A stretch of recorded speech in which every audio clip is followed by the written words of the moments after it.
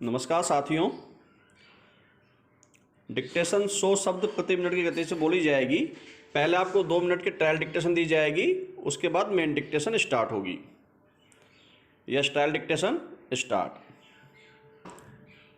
राजस्थान में ऐसे अनेक ऐतिहासिक स्थान हैं जो राजपूत रणबांकुरों के मरण महोत्सवों के साक्षी रहे हैं। विराम। वस्तुतः राजस्थान नाम से इस भूभाग की रंग बिरंगी परंपराओं, रीति रिवाजों एवं आंचलिक विशेषताओं का स्मरण हो जाता है। विराम। इसी कारण इसे अनोखी जीवंत संस्कृति वाला और रंगीला प्रदेश कहा जाता है। विराम। राजस्थान की संस्कृति अपना विशिष्ट स्थान रखती है। विराम। यहाँ पर अतिथि सत्कार दिल खोलकर किया जाता है। विराम। धार्मिक व्रत त्योहारों का यहाँ पर आधिक्य है। विराम। रक्षाबंधन, होली, तीज, गणगौर, शीतलाष्टमी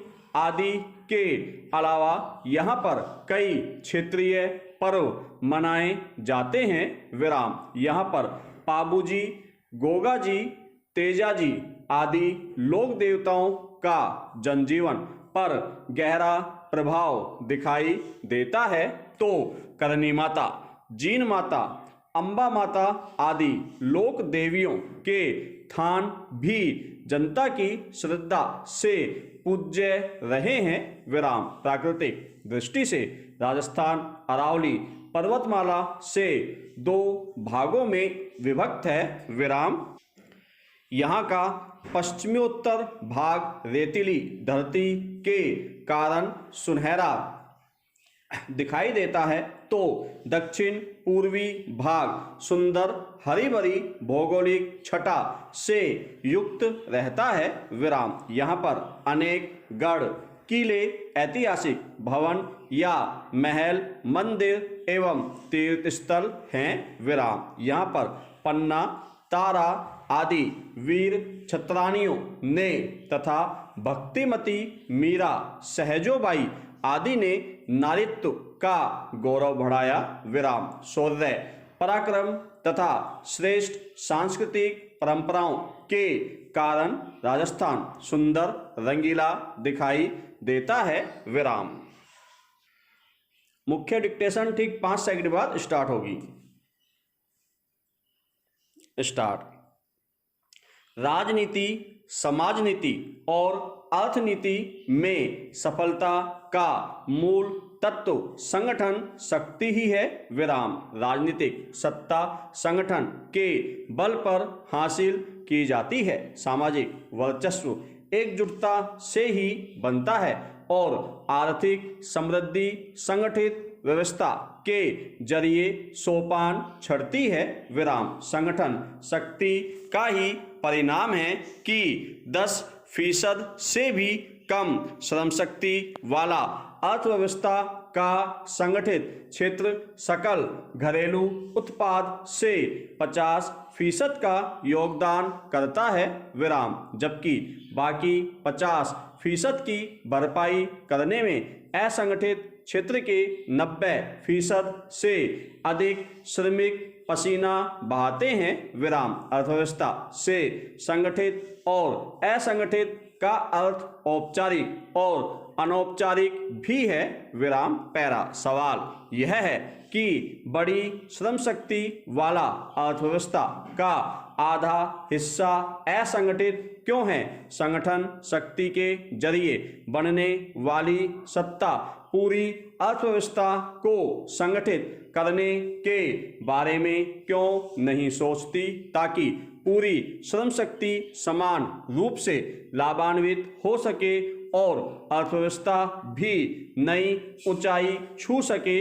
या संगठित क्षेत्र की सत्ता के लिए इतने बड़े असंगठित क्षेत्र का होना क्यों आवश्यक है? सच यही है कि संगठित क्षेत्र की बुलंद इमारत असंगठित क्षेत्र के ईंट गारे से खड़ी होती है। विराम। फिर 10% क्यों चाहेंगे कि बाकी 90% भी इस इमारत में हिस्सेदार बन जाएं? विराम। यही कारण है कि असंगठित क्षेत्र के पक्ष में बातें तो होती हैं, लेकिन ये व्यवहार में नहीं उतरती। विराम। असंगठित क्षेत्र का सीधा सा अर्थ है असुविधाओं और अभावों वाला क्षेत्र, जहां जीवन के मौलिक अधिकार भी अक्सर बेमानी होते हैं। विराम। बाकी सुविधाएं तो दूर की बात है। विराम। किसी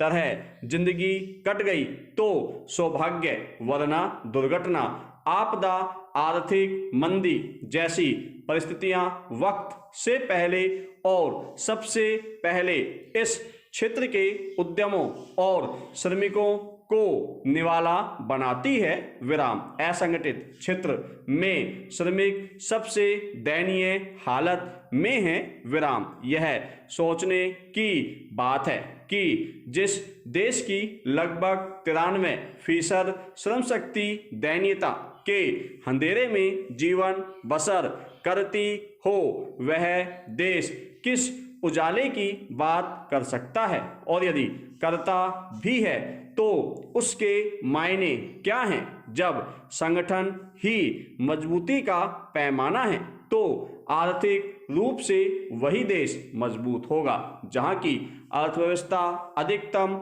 व्यवस्थित और संगठित हो। विराम। पैरा। अंतर्राष्ट्रीय श्रम संगठन की 2018 की एक रिपोर्ट के अनुसार असंगठित क्षेत्र में कार्यरत श्रम शक्ति का वैश्विक औसत 60% से अधिक है। विराम। इसमें अफ्रीका का औसत सबसे ज्यादा 85.8%, एशिया का और प्रशांत क्षेत्र का 68.8%, अमेरिका का 40%, जबकि यूरोप और मध्य एशिया का औसत सबसे कम 25.1% है। विराम। रिपोर्ट कहती है कि दुनिया में 93% असंगठित रोजगार उभरते और विकासशील देशों में है। विराम। असंगठित श्रम शक्ति के मामले में भारत की स्थिति अफ्रीकी देश युगांडा जैसी है, जहां